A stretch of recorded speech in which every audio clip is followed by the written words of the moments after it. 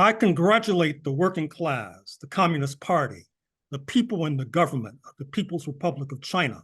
on this, the 75th anniversary of the culmination of the revolutionary process in this largest of Asian nations. Of course, I have a special interest in China, having taught at the University of Hong Kong a quarter of a century ago, having written a biography of the noted African-American communist and intellectual and writer Shirley Graham Du Bois, who died in China in 1977, having written a number of books about her spouse, W.E.B. Du Bois, who visited China a number of times, both before and after 1949, and having written other books, including on Zimbabwe, Southern Africa more generally, and most recently, the Black Panther Party, all of which deal to a greater or lesser extent with China. The importance of this signal occasion, this 75th anniversary, was indicated recently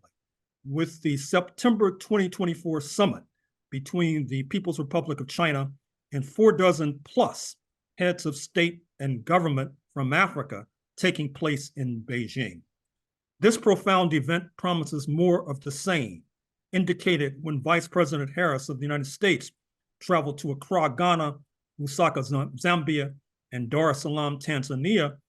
with every airport she landed at either being designed and or constructed by Chinese interests. The trains from Mombasa to Nairobi, Kenya, and from Ethiopia to Djibouti are also indicative of the importance of China to African development. At this moment, when a new Cold War, or perhaps a hot peace, has erupted between China and US imperialism and its allies and friends, it is apparent that more than ever, Beijing will be seeking succor and support in Africa,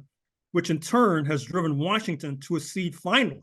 to the longstanding demand for 2 permanent African seats at the top table, the United Nations Security Council, albeit without a veto, and as well, the recent news that President Biden will be traveling to Angola in the coming weeks in order to put his blessings on the major infrastructural project of the United States on the continent, speaking of the so-called Lobito Corridor,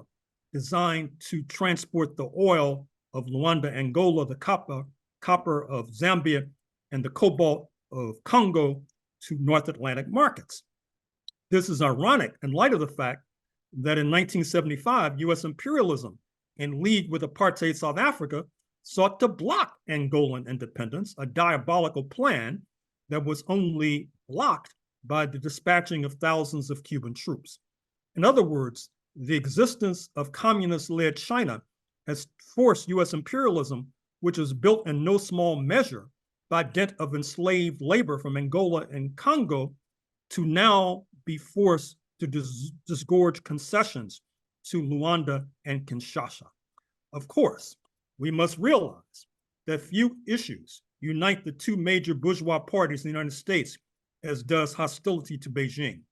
This came through in the recent presidential debate and is reflected in the so-called Bipartisan Congressional Committee on China. This is reflected in important elections taking place from Pennsylvania to Montana, where hostility to Beijing is the keynote. This is reflected in the fact that the notorious Central Intelligence Agency has an entire center devoted precisely to focus on Beijing, which is quite unusual. Thus, as we go forward in this century, we continue to salute Beijing, and especially its assistance to socialist Cuba. This aid is indicative of a brighter future for the bulk of humanity. Thank you for your attention.